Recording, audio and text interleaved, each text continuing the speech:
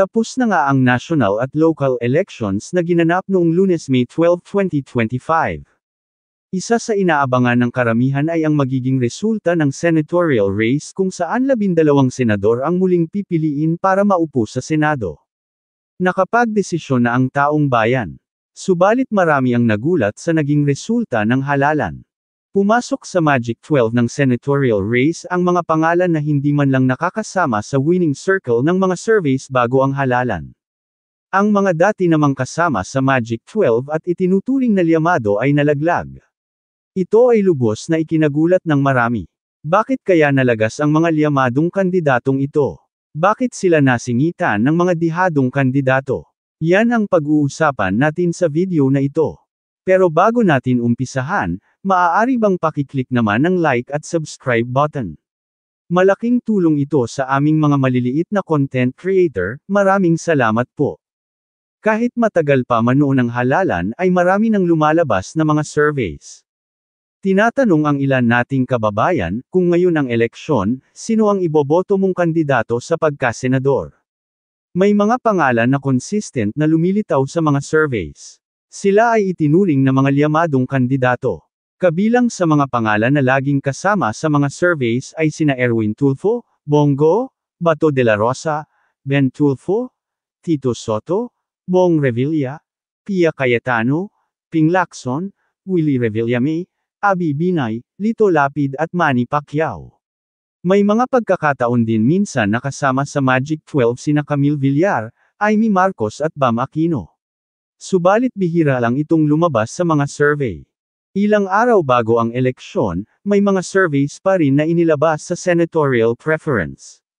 Kasama pa rin sa Magic 12 sina Bong Revilla, Abi Binay, Ben Tulfo, Willie Revillame at Manny Pacquiao. Walang duda, sila ay mga liyamadong kandidato sa pagkasenador. Dagdag pa rito, ilan sa kanila ay mga dating senador, may karanasan na sa Senado.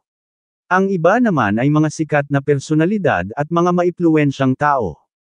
Pagkatapos ng eleksyon ay pumasok na nga ang mga boto mula sa iba't ibang panig ng bansa.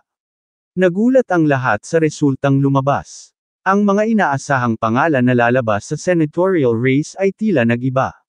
Si Willie Revillame ay isang artista, komedyante, at kilalang personalidad sa larangan ng TV hosting. Kilala ang kanyang mga programa kung saan siya ay nagbibigay ng tulong sa mga mahihirap nating kababayan. Bago ang eleksyon, siya ay laging nasa 5 hanggang 12 sa mga surveys sa senatorial preference. Subalit ang kinalabasan, siya ay bumagsak sa ika-22 pwesto.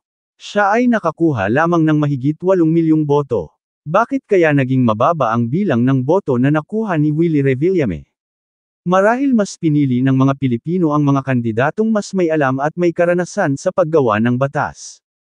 Bagaman siya ay sikat na personalidad, marahil ay hindi gaanong nagtiwala ang ating mga kababayan sa kanyang kakayanan para gampanan ang mga tungkulin ng isang senador. Hindi rin nakabuti ang kanyang pagiging isang independent candidate kung saan tanging mga taga-suporta niya ang talagang boboto sa kanya. Hindi tulad ng may pangkat na kinabibilangan, na maaaring makakuha ng boto mula sa mga taga-suporta ng kanyang kasamahan. Si Manny Pacquiao ay isang sikat na boksingero sa buong mundo. Pinasok din niya ang politika. Siya ay naging congressman at senador kung kaya hindi masasabing siya ay baguhan sa larangan ng politika. Siya ay kumandidato rin bilang presidente noong 2022 presidential election ngunit nabigo. Sa mga lumabas na surveys bago ang halalan ay palaging kasama naman si Pacquiao sa winning circle. Siya ay nasa rank 8 hanggang 16. Subalit noong lumabas na ang resulta ng halalan, siya ay nasa pang-18 pwesto lamang. Siya ay nakakuha ng mahigit 10 milyong boto. Bakit kaya mababa ang boto na nakuha ni Pacquiao? Marahil hindi na nagtiwala ang maraming Pilipino sa kanya na kaya niyang gampanan ng mabuti ang mga tungkulin ng isang senador. Maaari ring hindi nakontento ang mga kababayan natin sa naging performance niya bilang isang senador noong siya ay nakaupo pa sa Senado. Hindi rin siguro nakabuti sa kanyang kandidatura ang mapasama sa senatorial slate ng administrasyon. Si Ben Tulfo ay isang TV at radio personality. Siya ay kilalang host ng Bitag, isang reality public service program. Siya ay kapatid ni Senador Raffy Tulfo at ACT-CIS representative, at ngayon ay magiging senador na rin, Erwin Tulfo. Bago ang halalan, si Ben Tulfo ay palaging mataas ang pwesto sa mga surveys sa senatorial preference. Siya ay nasa ika-5 hanggang 12 pwesto. Subalit noong lumabas na ang resulta ng eleksyon, siya ay nasa ika-13 pwesto lamang. Siya ay nakakuha ng mahigit 11 milyong boto. Bakit kaya mas mababa ang boto na nakuha niya kumpara sa mga lumabas sa survey? Marahil, isa sa nakita ng mga Pilipino ay ang kawalan niya ng karanasan sa Senado.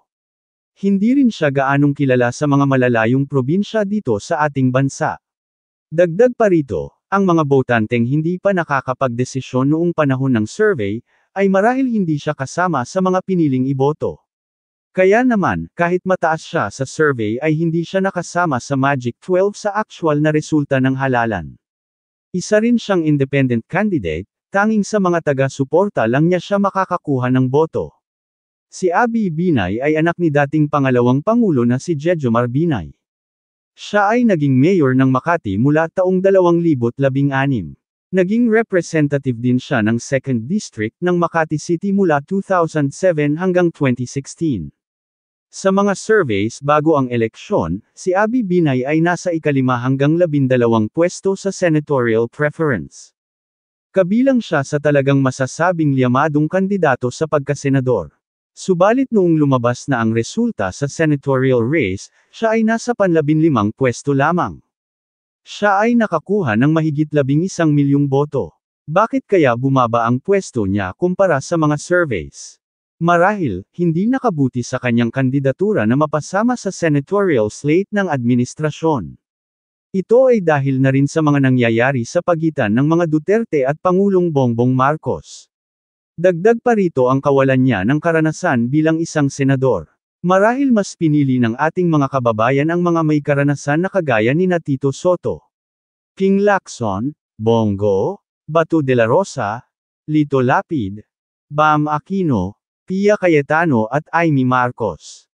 Si Bong Revilla ay isang sikat na artista at senador. Halos kilala siya ng mga Pilipino dahil sa dami ng mga pelikula na kanyang nagawa.